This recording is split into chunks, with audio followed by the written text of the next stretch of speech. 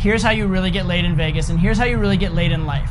What you do is you party with the girls.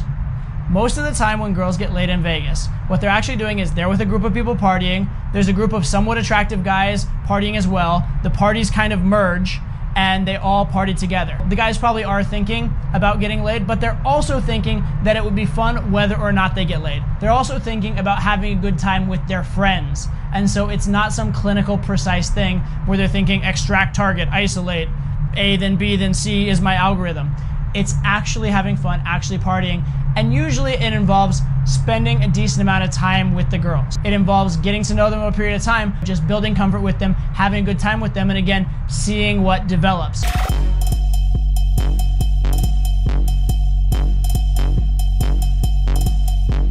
Girls want things to just happen, okay? The more that you can make it just happen, the more that you can make it fun and really not just fun for them, but have fun yourself throughout the process, the better off you're gonna be. If your game is technical and clinical and you're following an algorithm, you're gonna lose massive amounts of opportunities. And also, if you're always by yourself when you're gaming, instead of having wingmen, which help with logistics, but also help with the party vibe, that's gonna hurt you, okay? The best way to get laid is actually be out with a bunch of cool guys and be in party mode.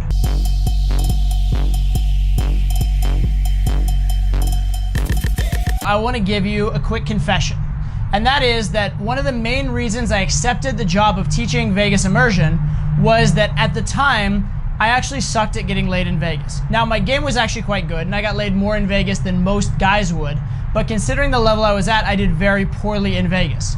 Reason for that was my game was very much based on genuineness, connection, compatibility, getting to know the girl, and getting the girl deeply invested in me as a person. In Vegas, even if you have a great one-night stand, a lot of times the girl doesn't want to contact you the next day. That doesn't matter nearly as much. So that really gets to the point of what is different in Vegas, which is Vegas is a tourist city. It's a transactional type of city. People are not looking for long-term. People are not looking for a boyfriend vibe. They're looking for who's the biggest, baddest cock. There are really two frames under which girls sleep with guys. One is the lover frame and the other is the provider frame. Or you could look at it as the impregnator frame and the boyfriend frame if you like. A girl can look for the guy with the best genes, like this is the pure most high value guy, or she can look for a high enough value guy who will stick around and be loyal to her. And when she's looking in terms of a relationship, when she's looking for someone to marry, someone to raise kids with, she's looking for the highest value guy who she thinks can stick around. When she's looking to just get pregnant, which even though a girl in Vegas isn't technically looking to get pregnant, her genetics are, she's just looking for the highest value guy, pure and simple. She doesn't give a fuck if he stays around. So everything that you do that conveys that you're gonna stay around is actually conveying lower value. It's conveying lack of abundance. It's conveying neediness. Everything that you do that actually conveys you don't need the girl, you're dismissive of the girl, actually conveys you must have other girls. And so in Vegas in particular, and in one-night stand game in general, you want to be conveying as many of these alpha male, I don't give a fuck, pure value, no comfort qualities as you possibly can. In fact, you want to stay very strongly out of the boyfriend frame.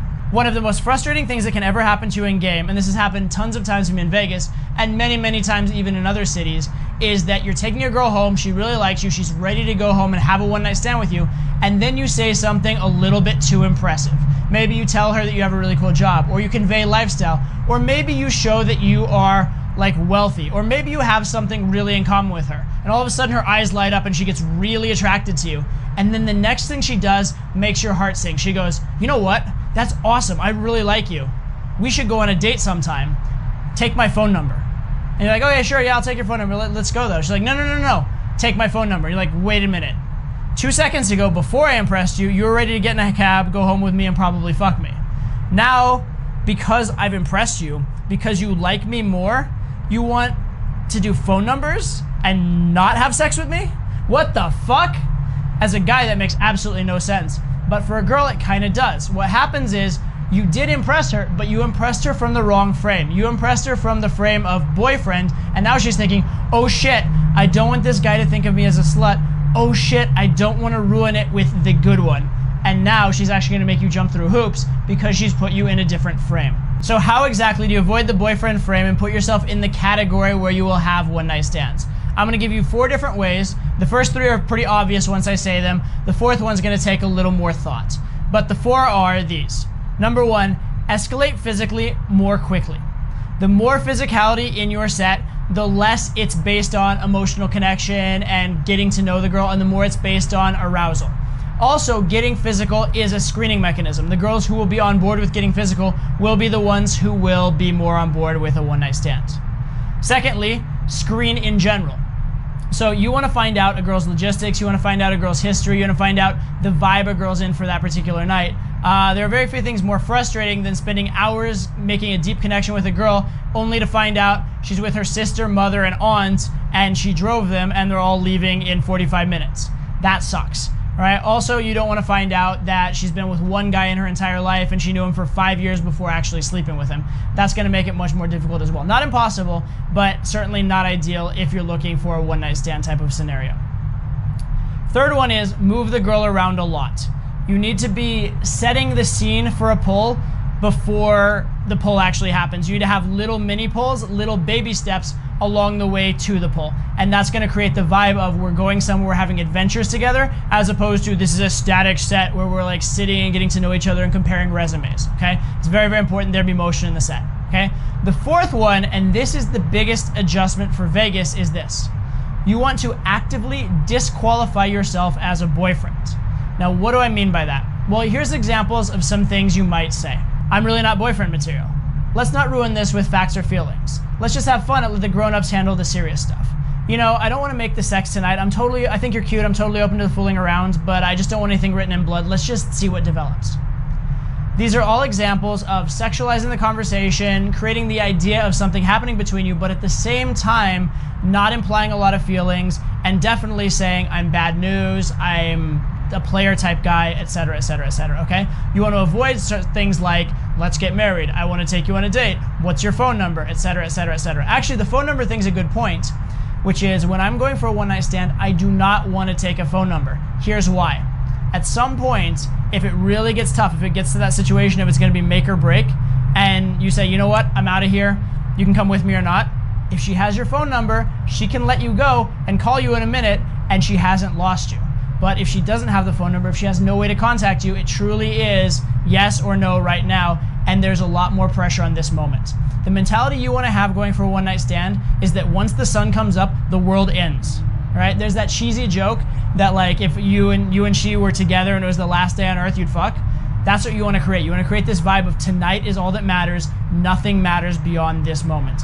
If you create that, you are in the one-night stand vibe. If you're talking about future plans, vacations you could take together, what you're going to name your kids, all the funny things you have in common that you could do together, that's boyfriend frame, and that's actually going to hurt your chances in Vegas, and interestingly enough, of a one-night stand in any city. Final phenomenon I want to express to you that happens with Vegas is this. A lot of guys come out here on vacation, they get laid. Come out here again on vacation, they get laid. Move out here, suddenly they don't get laid anymore. And here's the difference. When they're out here on vacation, they're not thinking long term. They're just thinking, how do I have the most fun tonight? And they're not worried about, oh, what does this extra drink cost? Or, oh, can I stay out a couple hours or will it interfere with my work? Or, oh, is this unhealthy for me to be living this lifestyle? They're just going for it. They're again in this mentality that the world ends at sunrise. However, when someone moves out here, now they start to think, oh shit, well, I can't afford to drink every night, so maybe I'll hold back. Or, oh, you know, I have to get up for work the next morning, so maybe I won't push it to the bitter end. You know, it's kind of on, but maybe not. All right. So again, there's this short-term mating strategy that is very, very important when going for a one-night stand. As soon as you're thinking long-term, as soon as you're being too practical and rational, you're getting in your own way. So you kind of need to turn your logic off, play to fucking win tonight, and pretend the world ends in the morning. That is how you get one-night stands.